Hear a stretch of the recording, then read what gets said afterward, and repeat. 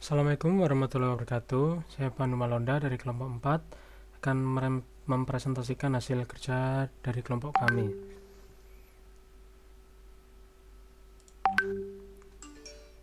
Untuk perkenalan.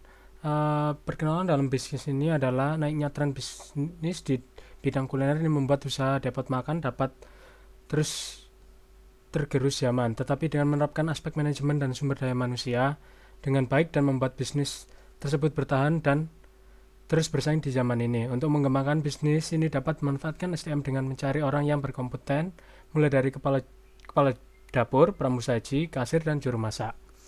Melakukan pelatihan karyawan juga bisa membuat bisnis dapat makan berjalan dengan baik ke depannya, karena pegawai yang berkompeten menghasilkan kinerja yang maksimal. Planning and schedule. Jam 6 sampai jam 8, karyawan membersihkan dan mempersiapkan area pelanggan. Bagian dapur memulai proses mengolah masakan. Jam 8 sampai jam 2 untuk bagian dapur menyajikan masakan dan membersihkan bagian dapur.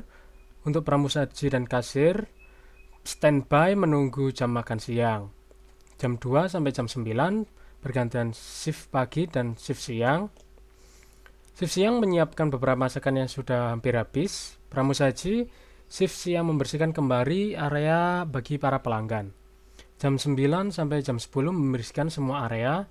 Juru masak menyiapkan bahan-bahan yang akan dimasak untuk menu besok pagi. Dan bisa ditutup lalu para karyawan bisa pulang bekerja. Job position. Job description menyambut tamu dan menawarkan menu atau hidangan. Mengantarkan pesanan ke pelanggan, membersihkan meja setelah tamu selesai menikmati hidangan. Job specification-nya berpenampilan menarik, pendidikan minimal SLTA atau sederajat, jujur, ramah, dan mudah bergaul. Untuk job position juru masak, job description-nya memilih menyiapkan membersihkan bahan-bahan untuk masakan, memasak hidangan sesuai yang telah ditentukan, membersihkan peralatan, dan menjaga kebersihan seluruh area dapur.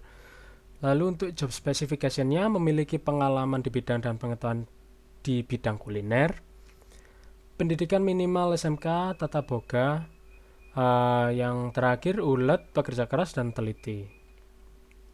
Lalu untuk job specification kepala dapur, job description-nya merencanakan dan mengkoordinir menu, anggaran dapur, dan kebutuhan dapur. Lalu ada juga untuk mengkoordinir juru masak, menjaga kebersihan, ketertiban, dan keamanan area dapur. Job specification-nya adalah berpengalaman dalam perencanaan dan penganggaran di bidang kuliner, jujur, detail oriented, dan disiplin.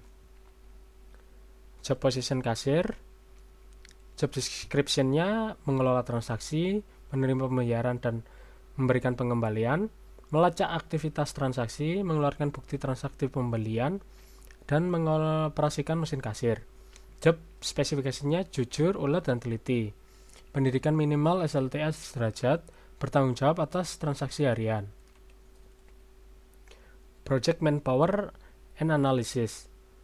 Workforce analysis, tenaga kerja dapur, minimal ada kepala dapur 1 orang, juru masak 6 orang, kasir 2 orang, pramusaji 6 orang. Ini untuk 2 shift, dan work analysisnya depot makan beroperasi selama 16 jam dimulai pukul 6 sampai jam 10 malam.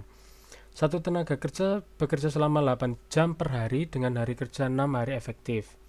Jika ada overtime maka akan diberi kompensasi berupa uang tambahan atau uang lembur. Employee recruitment. Dalam hal ini ada beberapa cara yang bisa dilakukan untuk merekrut seorang pegawai, yaitu poster lowongan yang bisa disebarkan di beberapa tempat, mungkin ada di tempat pos, ada juga memakai aplikasi lowongan kerja seperti Jobstreet, dan ada juga yang memakai sosial media. Yang penyebaran paling luas terutama ada di aplikasi lowongan kerja dan sosial media. Tapi untuk selektifnya harus lebih ketat pada sosial media karena banyak orang bisa mengaplikasikan lowongannya. Untuk struktur Organisasi struktur, yaitu ada pemilik sebagai yang paling atas, lalu kepala dapur membawai juru masaknya, ada juga kasir dan pramusaji. Terima kasih atas uh, perhatiannya dalam presentasi kali ini. Bila ada salah-salah kata, saya mohon maaf. Wassalamualaikum warahmatullahi wabarakatuh.